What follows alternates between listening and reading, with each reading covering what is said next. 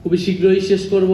সর্বোপরি আমি প্রথমত আজকের এই জাতীয় কনভেনশন জ্বালানি অর্থনীতি মানবাধিকার এবং গণভোট বিষয়ক এই জাতীয় কনভেনশন আয়োজনের সাথে যারা সংশ্লিষ্ট জড়িত ছিলেন, যারা সারাদিন ব্যাপী আলোচনায় অংশগ্রহণ করেছেন,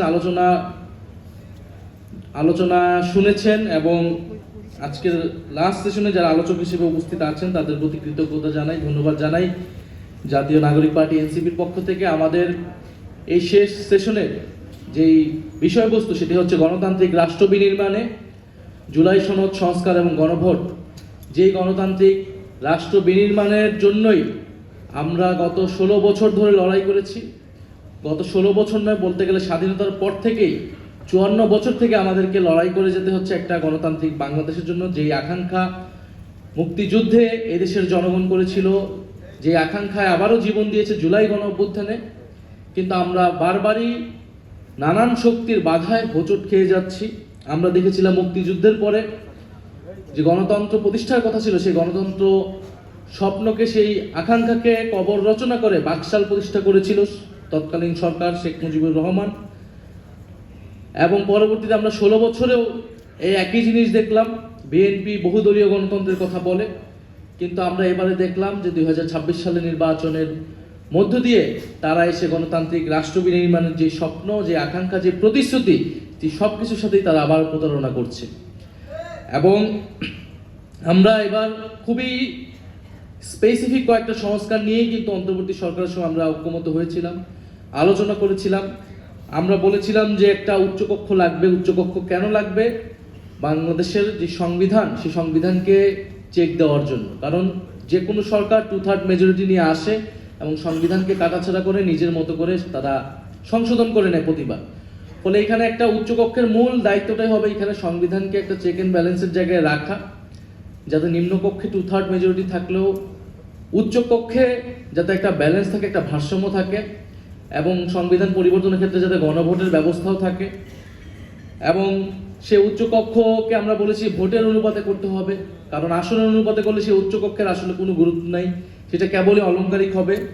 আমরা সাংবিধানিক প্রতিষ্ঠানগুলোর যাতে দলীয় নিয়োগ না হয়, নির্বাহী বিভাগের অধীনে যাতে না থাকে, প্রধানমন্ত্রীর কর্তৃত্বে যাতে না থাকে, আমাদের নির্বাচন কমিশন যাতে নিরপেক্ষভাবে নিয়োগ হয়, আমাদের পিএসসি দুদক যাতে নিরপেক্ষভাবে নিয়োগ হয়, আমরা সেটার জন্য দাবি জানিয়েছিলাম, ঐক্যমত হয়েছিলাম। তত্ত্বাবধায়ক সরকার ব্যবস্থা, যেটার জন্য গত 16 বছর ধরে আন্দোলন হয়েছে এত, সেই তত্ত্বাবধায়ক সরকার যাতে প্রতিষ্ঠিত হয় নির্বাচনকালীন সময়, এবং সেটা যাতে নিরপেক্ষভাবে প্রতিষ্ঠিত হয়, সর্বদলের সম্মতিত প্রতিষ্ঠিত হয়, এরকম একটা ব্যবস্থা। এবং সবচেয়ে গুরুত্বপূর্ণ বিচার বিভাগ পৃথকীকরণ।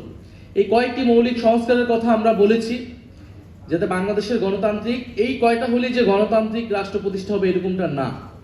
গণতান্ত্রিক রাষ্ট্র প্রতিষ্ঠার জন্য আমাদের আরো অনেক কিছু প্রয়োজন, কিন্তু আমরা ধাপে ধাপে আগানোর জন্য এই কয়েকটা সংস্কারে সবচেয়ে বেশি জোর দিয়েছিলাম অন্তর্বর্তী সরকার, যার ভিত্তিতে জুলাই সনদ, যার ভিত্তিতে জুলাই নির্বাচনের সময় গণভোট। এবং আমরা এগুলো বলেছিলাম যে এই সংস্কারগুলো করতে হবে সাংবিধানিক সংস্কার পরিষদের মাধ্যমে। সংশোধনের মাধ্যমে বিএনপি যত সংস্কারই আনুক না কেন, যত পরিবর্তন আনুক না কেন, সেটা টেকসই হবে না, সেটা পরিবর্তনশীল হয়ে যাবে। আজকে তারা ক্ষমতায় আছে, কিন্তু চিরকাল কোনো দল ক্ষমতায় থাকে না। এবং আমি এটা পার্লামেন্টে বলেছি, জিয়াউর রহমান সেই ঐতিহাসিক ভুল করেছিল।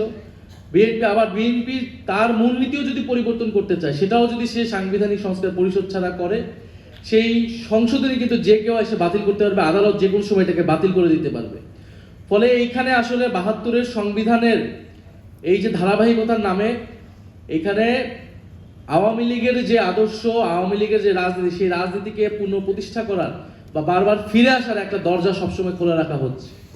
এবং বিএনপি এবার বুঝে হোক না বুঝে হোক এই কাজটা করছে।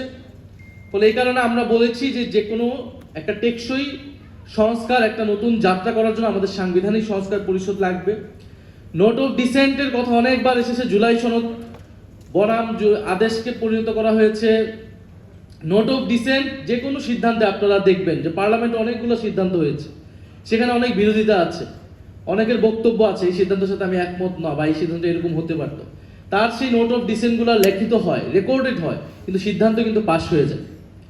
নোট অফ ডিসেন্ট ঠিক এরকম একটা জায়গায় নোট অফ ডিসেন্ট দেওয়াই হয়েছিল, যেটা একটা হিস্টোরিক্যাল ডকুমেন্ট হিসেবে, রেকর্ড হিসেবে থাকবে।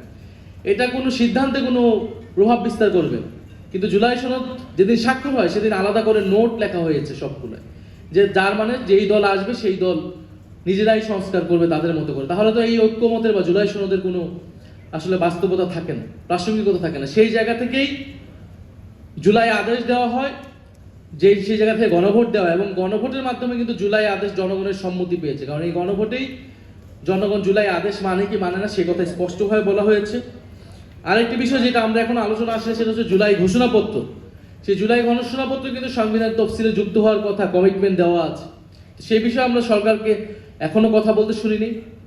সর্বোপরি আমি কথা বাড়াবো না, একটা কথা বলেই শেষ করব, যে গণতান্ত্রিক রাষ্ট্র বিনির্মাণের লড়াই যদি বারবার হোঁচট খায় তাহলে মানুষকে বারবার আবার রাজপথে নামতে হবে, আবার আন্দোলন সংগ্রামে যেতে হবে, যেটা আমরা চাই না।